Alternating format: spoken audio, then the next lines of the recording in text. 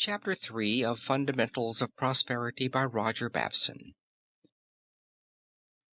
Chapter 3 Industry versus Opportunity. Industry is the mother of invention. Struggle, sacrifice, and burning midnight oil have produced the cotton gin, the sewing machine, the printing press, the steam engine, the electric motor, the telephone, the incandescent lamp, and the other great inventions of civilization. Some religious enthusiasts think only of the lilies of the fields and forget the parable of the talents. A few years ago I was employed by one of the largest publishing houses in the country to make a study of America's captains of industry. The real purpose of the study was to discover some industry or some man that could be helped greatly through national advertising. In connection with that study of those captains of industry, I tabulated their ancestry.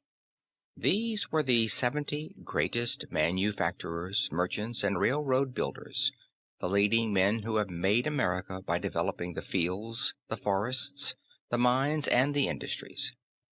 What did I find? I found that only 5% of these captains of industry are the sons of bankers. Only 10% of them are the sons of manufacturers. 15% of them are the sons of merchants, while over 30% of them are the sons of poor preachers and farmers. Why is it that ministers' sons hold a much more important place in the industrial development of America than the sons of bankers? The ministers' sons inherit no wealth.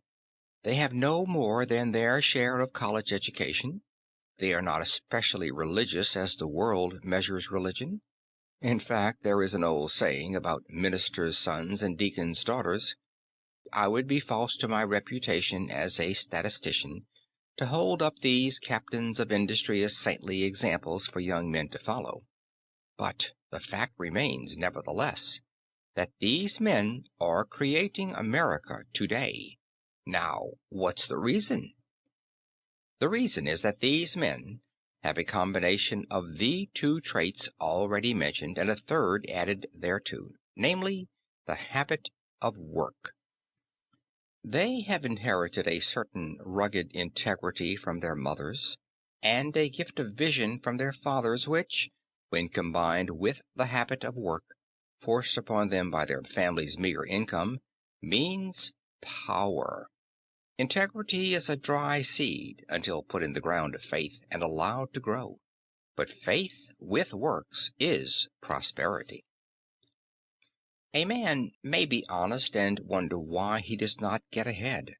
A man may have vision and still remain only a dreamer. But when integrity and vision are combined with hard work, the man prospers. It is the same with classes and nations. It has been said that genius is the author of invention. Statistics do not support this statement. The facts show that industry is the mother of invention. Struggle, sacrifice, and burning midnight oil have produced the cotton gin, the sewing machine, the printing press, the steam engine, the electric motor, the telephone, the incandescent lamp, and the other great inventions of civilization. Why is it that most of the able men in our great industries came from country districts? The reason is that the country boy is trained to work. Statistics indicate that very seldom does a child brought up in a city apartment house amount to much, while the children of well-to-do city people are seriously handicapped. The great educator of the previous generation was not the public school, but rather the wood box. Those of us parents who have not a wood box for our children to keep filled or chores for them to do are unfortunate. Run through the list of the greatest captains of industry as they come to your mind. How many of the men who are really directing the country's business gain their position through inherited wealth? You will find them astonishingly few.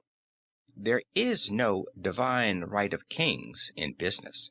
In fact, statistics show us that the very things which most people think of as advantages, namely wealth and not having to work, are really obstacles which are rarely surmounted. Industry and thrift are closely allied. Economic studies show clearly that 95% of the employers are employers because they systematically saved money. Any man who systematically saves money from early youth automatically becomes an employer. He may employ thousands, or he may have only 2 or 3 clerks in a country store, but nevertheless he is an employer. The same studies show that 95% of the wage workers are wage workers because they have systematically spent their money as fast as they have earned it. They of necessity remain wage workers. These are facts which no labor leader can disprove and which are exceedingly significant. This is especially striking when one considers that the employer often started out at the same wages and in the same community as his wage workers. The employer was naturally industrious and thrifty, while those who remain wage workers were not. The development of this nation through the construction of the transcontinental railways, the financing of the western farms, and the building of our cities is largely due to the old New England doctrine that laziness and extravagance are sins. In some western communities it is popular to laugh at these New England traits, but had it not been for them, these western communities would never have existed. The industry and thrift developed by the old New England religion were the basis of our national growth. I especially desire to emphasize this point because of the position of certain religious enthusiasts who think only of the lilies of the field and forget the parable of the talents. It is a fact that the third fundamental of prosperity is industry. End of chapter 3.